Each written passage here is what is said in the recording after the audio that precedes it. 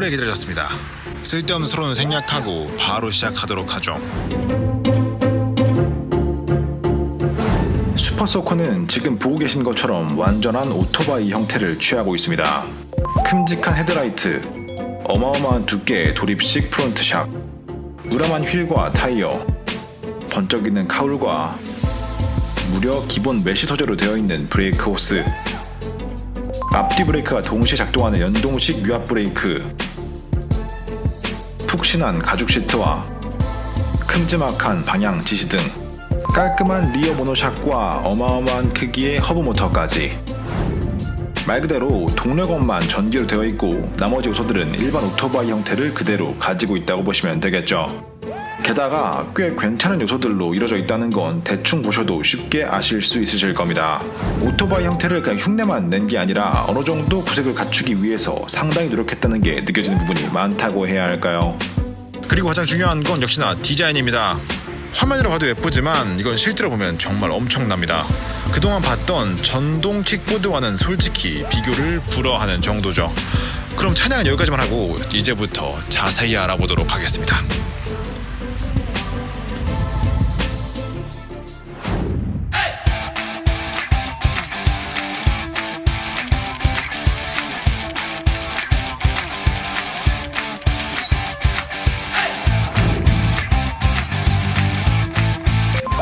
슈퍼소커는 약 17인치의 바퀴를 가지고 있으며 아주 믿음직스러운 도립샥을 장착하고 있습니다. 엄청난 두께의 스윙암과 모노샥은 보는 것만으로도 안정감을 전해주죠. 가속이 굉장히 부드럽게 되며 모터의 소음도 없기 때문에 처음 달려나갈 때 느낌이 상당히 좋습니다. 모터의 특성상 모터 구동으로 인한 진동이 아예 없기 때문에 마치 아스팔트 위를 미끄러져 나가는 듯한 느낌을 준다고 해도 과언이 아니라고 생각합니다. 가장 궁금하실 최고 속력은 약 70km 내외라고 보시면 되겠는데요.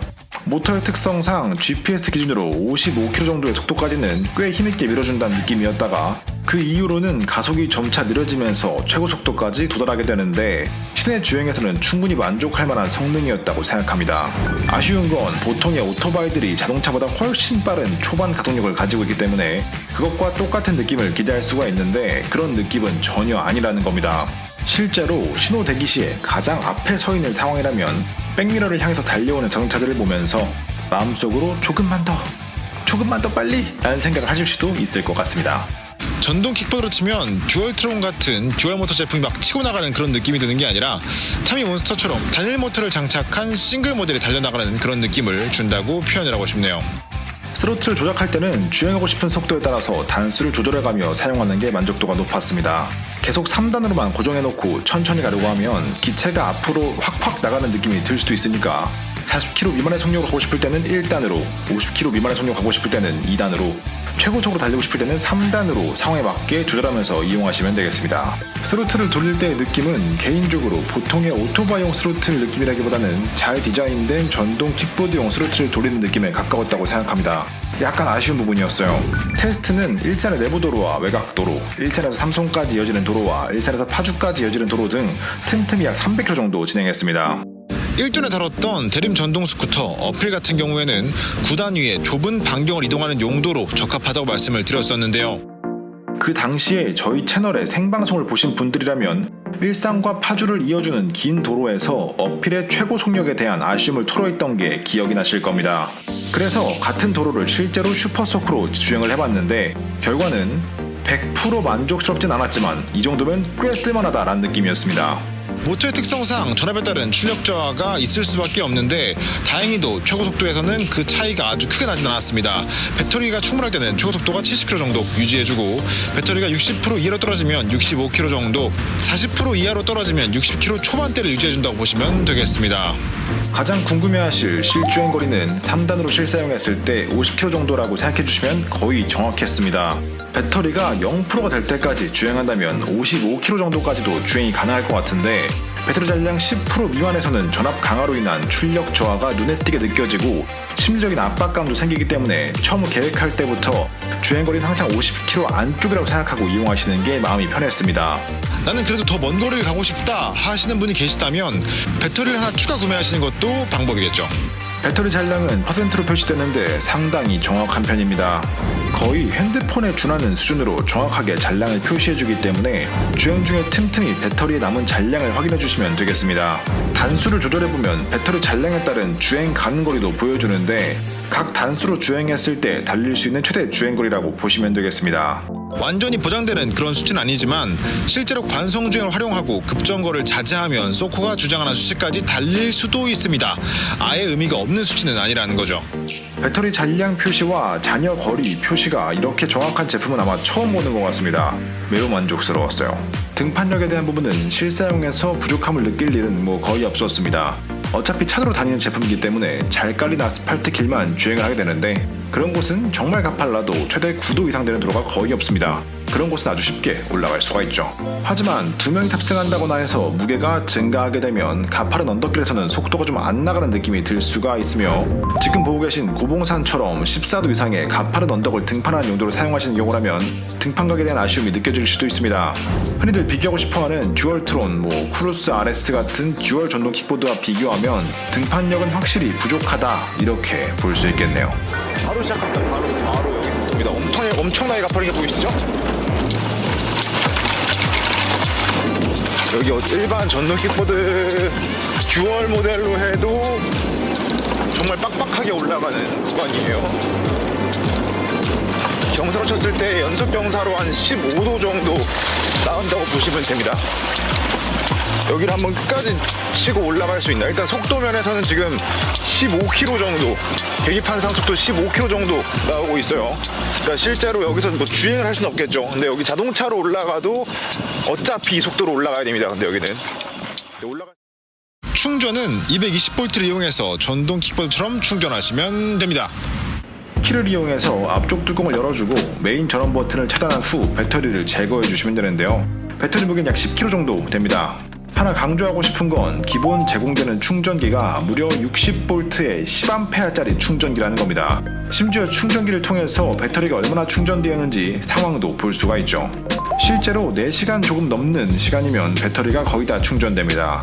이 정도면 아주 훌륭하죠. 헤드라이트는 항시등과 상향등으로 구분되는데 상당히 밝은 편이라서 아주 어두운 환경에서도 주행하는데 충분한 광량을 확보해줬습니다. 방향지시등은 적당히 소리도 나고 광량도 정말 밝아서 만족스러웠는데 작동 방식은 좀 불편했습니다. 어느 한쪽으로 지시등을 켰다가 그것을 끄고 싶을 때 나도 모르게 반대편 지시등을 켜게 되는 경우가 가끔씩 발생하더라고요. 비상등 기능이 따로 없다는 것도 아쉬웠습니다.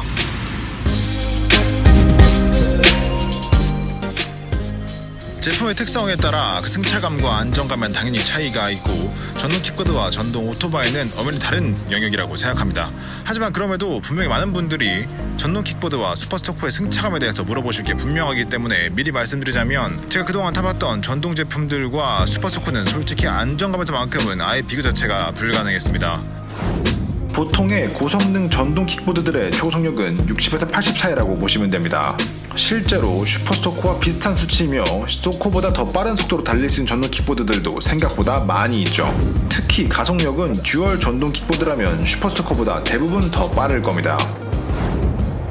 그러나 똑같은 70km의 속력에서 사람이 느끼는 체감 느낌은 아예 하늘과 땅 차이라고 말씀드릴 수 있겠습니다. 단순히 타고 있는 느낌에서만 차이가 나는 게 아니라 연석이나 방지턱 등을 만났을 때 17인치 휠이 주는 노면 극복력의 차이, 강력한 서스펜션과 두껍고 넓은 디스크와 캘리퍼가 주는 제동력의 차이, 제품 자체의 형태와 캐스터각, 넓은 휠베이스 등이 주는 직진성의 차이 등등 전동 킥보드와 슈퍼스토커를 비교하는 건 사실상 의미가 없을 정도였습니다. 소코가 유람선이라면 전동 킥보드는 구명보트 같은 느낌이랄까요? 이건 바로 앞에서 말씀드렸지만 전동 킥보드와 제대로 만들어진 전기 오토바이의 안정감의 갭을 설명드리기 위해서 드린 말씀일 뿐입니다. 애초에 두 제품은 아예 다른 목적과 다른 특징을 가지고 있다는 거 다시 한번 말씀드리고 넘어가도록 하겠습니다. 전동을 이용한 신속하고 비교적 안정적인 출퇴근 수단, 전기를 이용한 드라이브용 제품, 여자친구와 함께 탈 수 있는 2인용 전동 제품, 주차난으로부터 우리를 해방시켜줄 전동 제품을 찾고 계셨던 분들이라면 슈퍼소코는 정말 꼭 살펴봐야 할 제품이었다고 생각합니다.